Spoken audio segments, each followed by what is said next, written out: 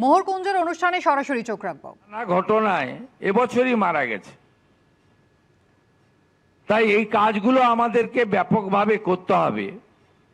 ফলের গাছ লাগাতে হবে, পরিবেশ বান্ধব গাছ লাগাতে হবে এবং সাথে সাথে নারকেল সুপারি গাছও লাগাতে হবে। গত বছরে এই ময়দানে বাজ পড়ে দুজন মারা গেছিল, জানেন, আমাদের এই কলকাতার ময়দানে। এখানে বিল্ডিং গুলোতে লাইটনিং অ্যারেস্টার আছে কিন্তু নন ফাংশনিং।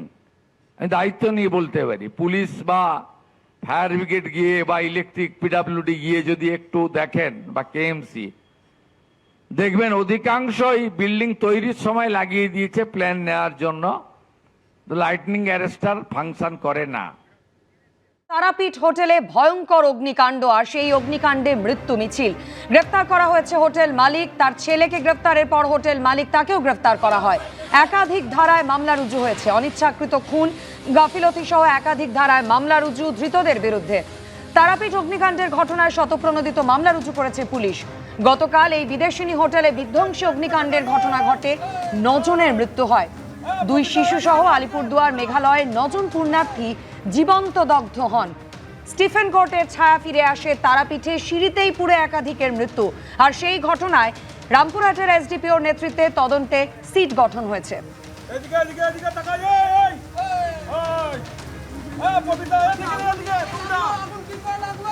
আগুনের গ্রাস থেকে বাঁচতে গতকাল কেউ বাথরুমে ঢুকে জলের কল খুলে দিয়েছিলেন, কেউ প্রাণের ঝুঁকি নিয়ে গাছ বেয়ে নিচে নেমে আসেন, কেউ বা আবার হোটেল লাগোয়া এই পুকুরে ঝাঁপ দিয়েছিলেন। তাদের খোঁজে আজ সকাল থেকে পুকুরে তল্লাশি চালাচ্ছেন সিভিল ডিফেন্সের কর্মীরা। গতকাল রাতেই সিদ্ধান্ত নেওয়া হয় যে পুকুরেতে এইভাবে বোট নামানো হবে এবং সেই অনুযায়ী তুমি দেখতে পাচ্ছ যে এই যে বিদেশিনী হোটেল তার ঠিক পাশেই এই পুকুরটি রয়েছে।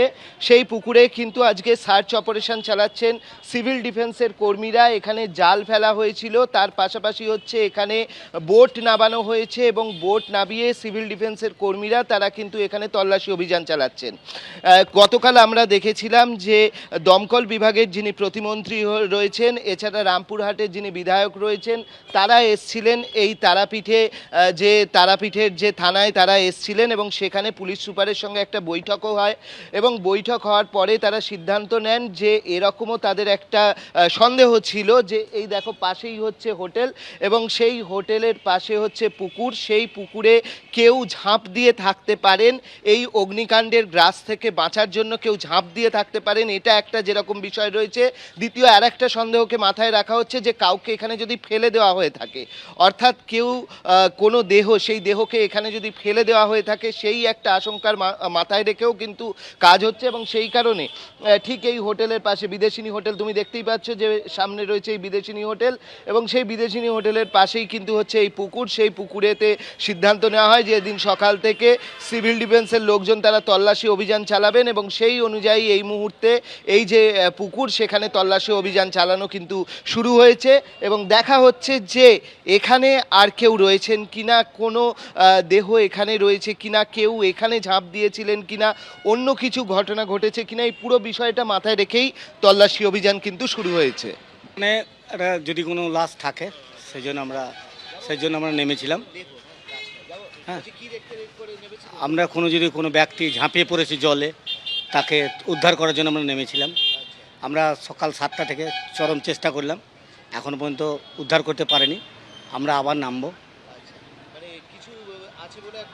এখনও মনে হচ্ছে না, কারণ এত স্পিডে আমাদের স্পিড বোটটা চলেছে এবং যে হারে কাঁটাটা মারা হয়েছে তাহলে ওর থাকতো। আমরা অনেক জায়গায় তুলেছি, আমাদের ওই 2 ঘন্টার বেশি সময় লাগেনি কোথাও।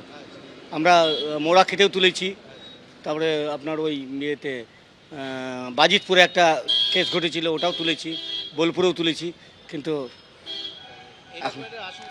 আশঙ্কা থাকতে পারে। এবিপি আনন্দ, এগিয়ে থাকে, এগিয়ে রাখে।